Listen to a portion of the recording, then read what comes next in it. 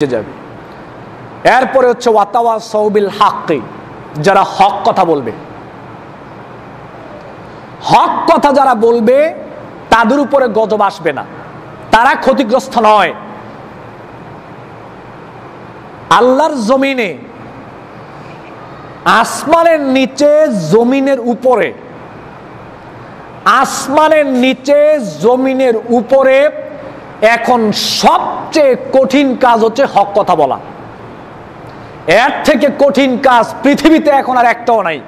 সবচেয়ে কঠিন কাজ হচ্ছে আল্লাহর জমিনে এখন হক কথা পড়া, পূর্ণাঙ্গ দিন, পূর্ণাঙ্গ হক প্রচার করা হচ্ছে আল্লাহর জমিনে এখন সবচেয়ে কঠিন কাজ। এখন মানুষ, আপনি দেখেন, এই যে আপনারা সাধারণ মানুষ, যে যার মতো করে আপনি দিন মানার চেষ্টা করছেন, যে কোনো প্ল্যাটফর্মে আছেন, যে কোনো জায়গায় আছেন, যে কোনো পেশায় আছেন, আপনি আল্লাহর দিন মানার চেষ্টা করছেন, আপনার কোনো সমস্যা নাই। কিন্তু হক বলার জায়গায় যারা আছে তারা প্রত্যেকটা মুহূর্ত, প্রত্যেকটা সময় তারা আতঙ্কে আছে, ভয়ে আছে। কেন? ওই যে হক কথা বলতে হয়। আপনাদের সাথে কোনো শত্রুতা নাই, আপনাদের সাথে কোনো সমস্যা নাই। কেন? আপনারা দিন মানছেন, আপনারা হক দিনই মানছেন, কোনো সমস্যা নাই। কিন্তু যারা হক মানছে এবং হক বলার চেষ্টা করছে তারা সবচেয়ে বেশি সমস্যায় আছে এখন। কেন? আল্লাহর জমিনে সবচেয়ে কঠিন কাজ হচ্ছে এখন হক কথা বলা। এটা হচ্ছে সবচেয়ে কঠিন কাজ। জমিনে হক প্রচার করা এখন অনেক কঠিন ব্যাপার। পূর্ণাঙ্গ হক প্রচার করা জমিনে এখন অনেক কঠিন কাজ। আর বাংলাদেশের মানুষ এখন হক কথা বলে না। কেন বলে না? হক কথা বলতে গেলে বিপদ আসে, হক কথা বলতে গেলে চাকরি চলে যায়, হক কথা বলতে গেলে জেল খাটতে হয়, হক কথা বলতে গেলে বিপদের সম্মুখীন হতে হয়। এজন্য এখন বাংলাদেশের বেশিরভাগ মানুষ হক কথা বলা ছেড়ে দিয়েছে, আর হক কথা বলে না। পূর্ণাঙ্গ হক কথা এখন মানুষ বলে না। আল্লাহর নবী মুসলিম শরীফে এই কথাই বলেছেন, ইয়া বিউদ্দিনহু বিআরাদিন মিনাদ দুনিয়া। মানুষ ঈমান, আমল, ইসলামকে মানুষ এই দুনিয়ার বিনিময়ে, দুনিয়ার লোভে পড়ে, দুনিয়ার টাকার লোভে পড়ে, ক্ষমতার লোভে পড়ে, দুনিয়ার আরাম আয়েশের লোভে পড়ে মানুষ ইসলাম, ঈমান, আমল এগুলোকে মানুষ বিক্রি করে দেবে। কিভাবে বিক্রি করে দিবে দেবেন? আমরা যারা আলেম আছি, আমরা যারা ইমাম রয়েছি, খতিব রয়েছি, আমি সারা পৃথিবীর আলেম ওলামা যারা আছে আমি সবাইকে লক্ষ্য করে বলছি, আমরা যারা আলেম ওলামা রয়েছি, খতিব রয়েছি, ইমাম রয়েছি, আমাদেরকে মানুষের বাড়িতে একটু কম খেতে হবে। আমি অনেক চিন্তা করে দেখেছি যে সব মসজিদের খতিব সাহেবের মুখ দিয়ে হক কথা বের হয় না কেন? বেশিরভাগ খতিব সাহেব, ইমাম সাহেবের মুখ দিয়ে হক কথা, পূর্ণাঙ্গ হক বের হয় না। এই কারণে হুজুররা মানুষের বাড়িতে যত বেশি খাবে, পেট থেকে হক কথা তত কম বের হবে। যত বেশি খাবে, কোনো বাস বিচার নাই। যে বলছে সমানে বাসায় গিয়ে খাচ্ছে, সকাল নাই, বিকাল নাই, রাত্র নাই, যখন বলছে তখনই যাচ্ছে আর খাচ্ছে। আলেম ওলামারা যত বেশি মানুষের বাড়িতে কম খেতে পারবে তত বেশি পেট থেকে হক কথা বের হবে। আমি চিন্তা করে দেখেছি হক কথা কম হওয়ার কারণ একটা, মানুষের বাড়িতে বেশি বেশি দাওয়াত খাওয়া, আর মানুষের বাড়িতে বেশি বেশি খাওয়া, এর জন্য পেট থেকে হক কথা কম বের হয়। এক নাম্বার কারণ। আরেকটা কারণ হচ্ছে, আমাকে কয়েকদিন আগে বলা হলো যে আপনি আমাদের মসজিদে পার্মানেন্ট 4টা খুতবা দেন, আপনাকে আমরা ভালো অঙ্কের একটা হাদিয়া দেব।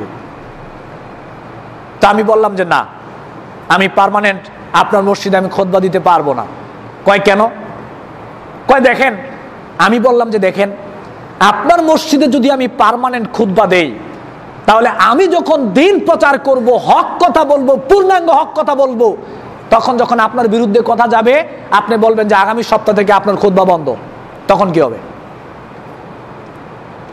আপনার কথা বলার পরে যখন আপনার বিপক্ষে যাবে, তখন আপনি বলবেন যে আপনার খুতবা বন্ধ। আর আমার ব্রেনে যখন এটা চলে আসবে যে আমাকে মোটা অঙ্কের বেতন দেওয়া হচ্ছে, পার্মানেন্ট খুতবা দেওয়া হচ্ছে, আর আমার ব্রেনে যখন এটা ঢুকে যাবে যে আমি হক কথা বলতে গেলে আমার চাকরি চলে যাবে, তখন চাকরির বয়ে দেখবেন আমার পেট থেকে আর হক কথা বের হবে না। এজন্য আমি এখন স্বাধীন। আমি স্বাধীন, 6-7টা মসজিদ রয়েছে, খুতবা দিচ্ছি। স্বাধীনভাবে এখন খুতবা দিচ্ছি, এখন হক কথা বলতে পারছি। কিন্তু যখনই একটা গণ্ডির ভিতরে চলে যাব, তখন আমার ভিতরে ভয় চলে আসবে যে হক কথা বলতে গেলে সভাপতির বিপক্ষে গেলে তো খুতবা বন্ধ। আমি সবাইকে বলছি না, পার্মানেন্ট চাকরির বিপক্ষে আমি না, আপনি চাকরি করেন, কিন্তু প্রচন্ড সাহসিকতার সহিত আপনাকে চাকরি করতে হবে যে আপনি কাউকে বাস বিচার না করে আপনি পূর্ণাঙ্গ হক কথা বলবেন, এতে চাকরি চলে গেলে যাক। আরেকটা সমস্যা ফলো করেছি আমি, হক কথা জমিনে হয় না কেন? মানুষ, ইমাম সাহেব আর খতিব সাহেবরা যখন দেখে যে অনেক বড় একটা মসজিদ, 3 তলা 4 তলা, হাজার হাজার মানুষ মসজিদে ঢোকে নামাজ পড়ে, এই মসজিদের খতিব সাহেব ইমাম সাহেব যখন ঢোকে তখন চিন্তা করে এত বড় মসজিদ, এত সুন্দর জায়গা, এটা কি ছেড়ে দেওয়া যায়? এই যে বড় মসজিদে খুতবা দেওয়ার একটা লোভ, বড় মসজিদে চাকরি করার একটা লোভ যখন মনের মধ্যে ঢুকে গেল, তখন খালি চিন্তা করবে কিভাবে চাকরি টিকানো যায়। ওই চাকরি টিকানোর চিন্তা যখন ব্রেনে ঢুকে গেল, এখন আর উনি হক কথা বলবে না, বলবে পূর্ণাঙ্গটা বলবে না, কারণ পূর্ণাঙ্গটা বলে তো বড় মসজিদের চাকরি শেষ। এগুলো ব্রেন থেকে বাদ দিতে হবে, হক কথা বলতে হবে। বিশেষ করে আলেম ওলামাদেরকে হক কথা বলতে হবে, কারণ হক প্রচার করার জায়গায় আলেম ওলামারাই রয়েছে এখন। ওয়াতাওয়াসাউবিল হাক্কি, হক প্রচার করতে হবে। আর হক কথা বলতে গেলে বিপদ আপদ বালা মুসিবত আসবে, তারপরেও হক কথা বলতে হবে। আল্লাহ বলছেন ফাসদা বিমা তুমারু ওয়া আরিদ আনিল মুশরিকিন। রাসূল সাল্লাল্লাহু আলাইহি সাল্লাম সাহাবায়ে কেরামকে নিয়ে যখন দ্বীন প্রচার করেছেন, হক প্রচার করেছেন, তখন সাহাবীদের উপরে, নবীর উপরে অত্যাচার নেমে এসেছে। আল্লাহ নবী সাহাবায়ে কেরামকে নিয়ে দুর্বল হয়ে গিয়েছিলেন, চিন্তিত হয়ে পড়েছেন।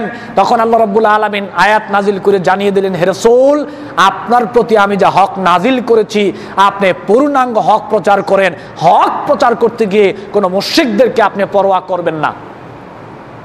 সাহাবায়ে কেরাম বায়াতু রাসূলুল্লাহ সাল্লাল্লাহু আলাইহি সাল্লাম আলা সামঈ ওয়া তাআতি ফিল ইউসরি ওয়াল ফিল উসরি ওয়াল ইউসরি ওয়াল মানশাতি ওয়াল মাকরাহি।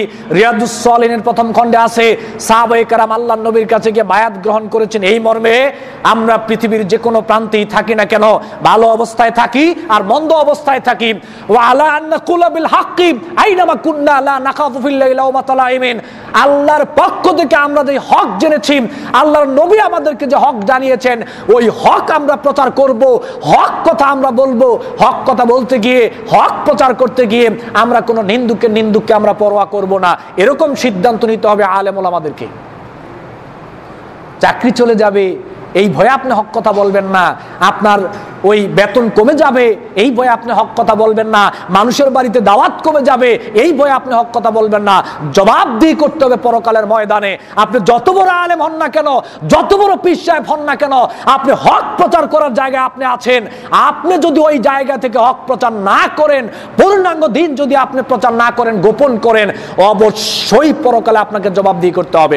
অবশ্যই পরকালে এই ব্যাপারে আপনাকে আল্লাহ রাব্বুল আলামিন জবাবদিহি করবেন। সুতরাং ওয়াতাওয়াসাউ বিল হাক্কি, হক কথা বলতে হবে। এবার আসেন 2টা হক কথা বলে যাই। হক তো অনেক আছে।